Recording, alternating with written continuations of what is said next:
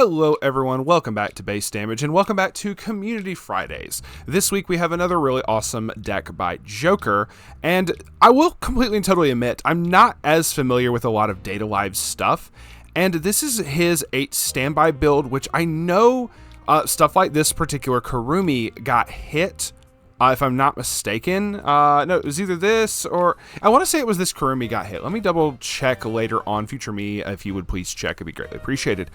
But I know for a fact, like, Data Live was really, like, a tier 0 format, like, mid-COVID and whatnot, so that was when the channel was on hiatus, so it's not a particular set that I kept up with a whole bunch, outside of, oh, there was a hit to the restricted list, cool, let me go back to truck driving and proceed to, do that. But I know stuff, and I know particular cards, mostly talking with, Moroku, DAL player in the Discord, Joker, and some other people in the Discord also just kind of telling me, like, over the years what DAL is, like, capable of. So I don't know every single card, so we're just going to take a look at this today. I recognize a couple bits of art in here, but I do not recognize every single card. So this should be very interesting. And when Joker posted this, just wanted to include the little footnote he said. Let's see. He says, I keep kicking this deck around, and I do think it's a worthy contender. Posting for the content farm, I greatly appreciate. It keeps being minimum 2-1 in locals and has really performed for me. So he says this particular build has done very well for him, so we shall see how it looks. Let's dive right on in with it. So obviously 8 standby, you have a lot of shenanigans that can happen in any 8 standby deck, such as the plethora of level 3s that you see here. So let's start with the first one. Kurumi Tokisaki is a 3/2 9k yellow.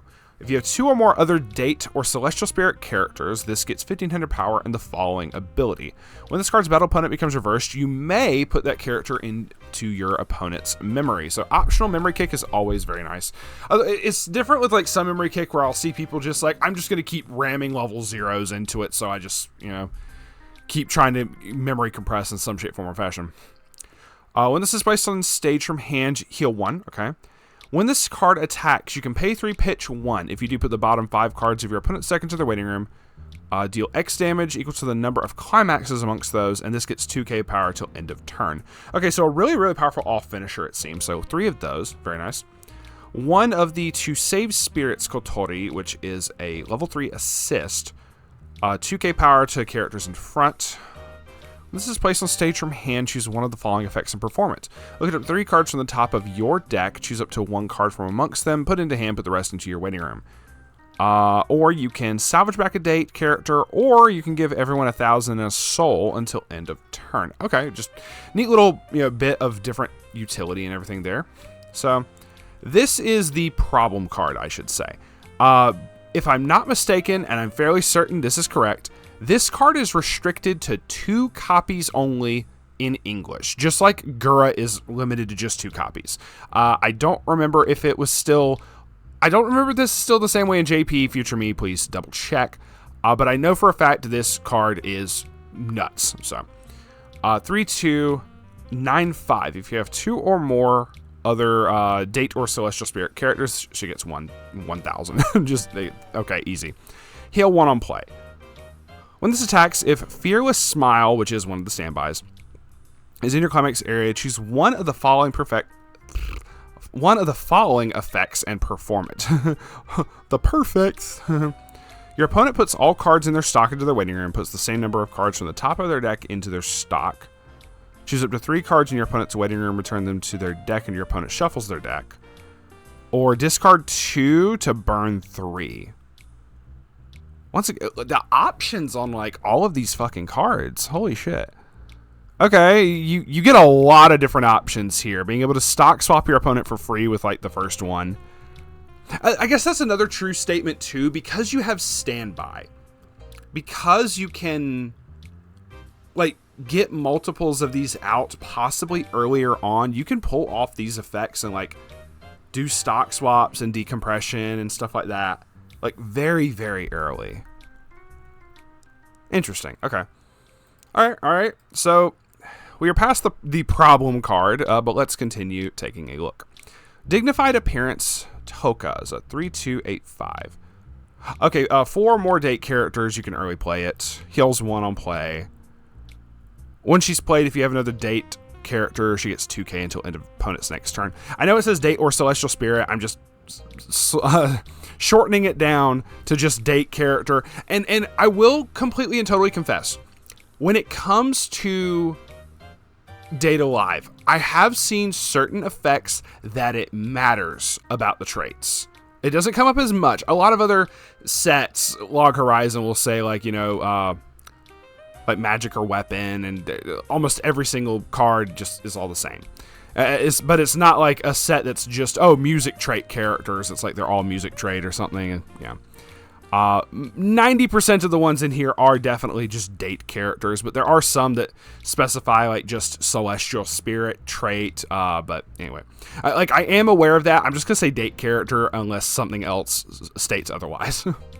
So, 3, 2, 10k. Place on stage from hand, look at the 3 cards from the top of your deck, put them on top of your deck in any order, and choose one of your opponent's characters, return it to their hand. Okay, we just have Gale Thunder. Okay. Well, this was before Gale Thunder was ever a thing, I believe.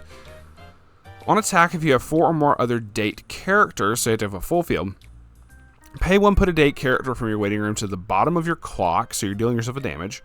Put the bottom 4 cards of your opponent's deck into their waiting room, and deal X damage. X is equal to the number of climaxes. That seems like a really weird thing.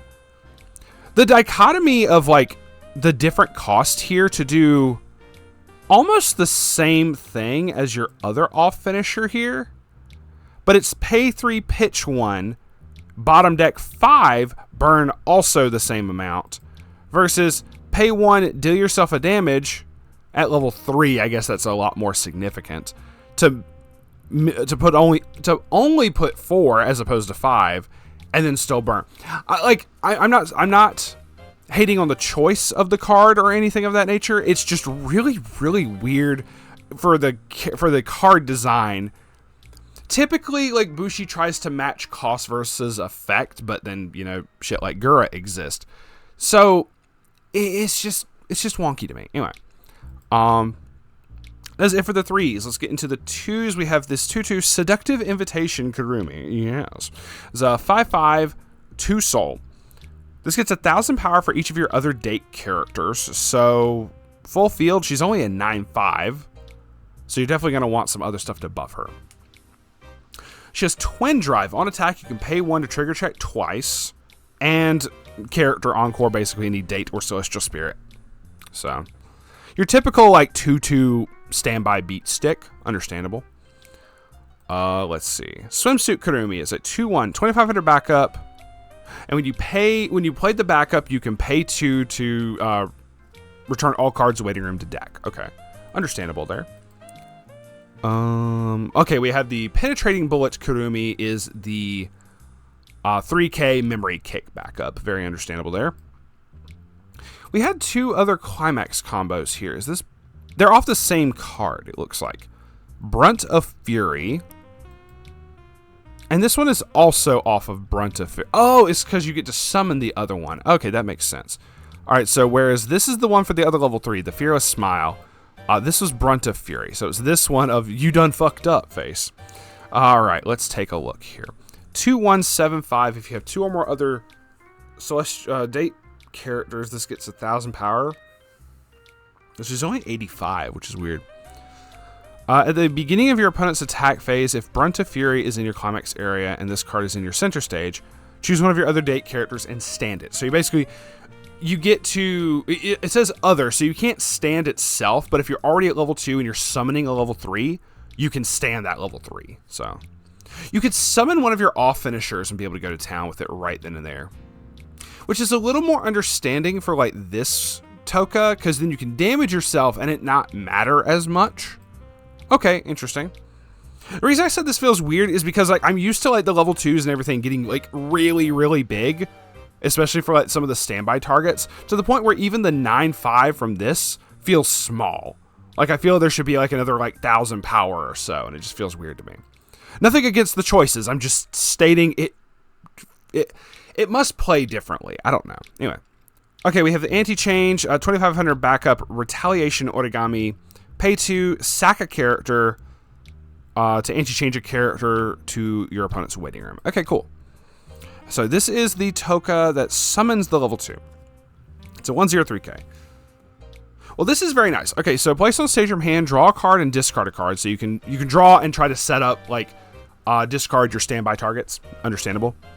When Brunt of Fury is placed in your climax area, you can sack this to choose one of the level 2 in your hand and summon it. So you do have to summon this from hand based off of that effect. Got you. Oh, okay, so if you're level 1, you can do a lot of stuff anyway. So you're summoning this, and then you can stand by in your level 2 target and then summon it, in, like stand it anyway off of this. Excuse me, I had to yawn. So, okay, just very interesting early play conditions there. Because then if you are already at like level 2, you can still play these. Play Brunt of Fury, summon this level 2, and then, like I said, go into your level 3 shenanigans. Okay. We have 3 copies of Mystery Hot Pot Party. Hot Pot Party. I'm going to say that 5 times fast. Kotori. 1/0, 1K. All of your characters in front gain 500. When your character's trigger tag reveals a card with a crit trigger in its icon, choose a date character, give it 2k power. Which does matter because all of your standbys, for those who don't know, standby has crit triggers in them. So it kind of matters for that. So if you trigger a standby, you could give the buff and then even summon over top of this afterwards. It's kind of whatever. It just kind of depends. And you can also rest this to give one of your characters 500 power till end of turn. So just a little buffing all around. She can give someone up to a total of 3,000 with all of her effects if they're in front of her. So that does make up for like what I feel like was low power for this. Becomes like a 12/5 if you absolutely needed it to. Even this ends up gaining 3k. It would be like a 10/5. So maybe that's where it makes up at. I don't know. All right, lots of Shmentai off of Miku here. 1/2K. This is from the Fantasia Bunko set as well. This isn't the trial deck. Okay. It's a 1/1 blue. You rest this to give one of your Fantasia or Celestial Spirit characters 2,500 power till end of turn. So this does matter if they don't have Celestial Spirit. For example, Shido. Just saying, if it was another Shido. And if I'm not mistaken, Kotori, if you had a higher level Kotori, you can't give it the buff off of Miku. So that is a point where the trait does matter. It has an act to discard a card and rest this to choose a cost 0 or lower character on your opponent's center stage, put it on the bottom of his or her deck. An act to pay 2, rest this to heal 1, always nice. That is going to be it for the ones, and speaking of Shido, let's talk about them. 0015. Place on stage from hand, choose it to one of your opponent's characters, put it into their memory, and then they summon it back from memory to any position of their stage. Just blips out and gets rid of lingering effects, which still matters nowadays. An act to pay 1, sack this, look it up to 4, add a date character amongst them to hand. So really good. This is also really, really strong for a standby deck because then you're like milling out a whole bunch of stuff to get your targets into the waiting room. So very understandable. 4 copies of Fearless Smile. Kurumi. Once again, just all the smiles. See, that says Fearless Smile there. That says Fearless Smile there. And this says Terrible Spirit. I don't know. Let's see. So 001K.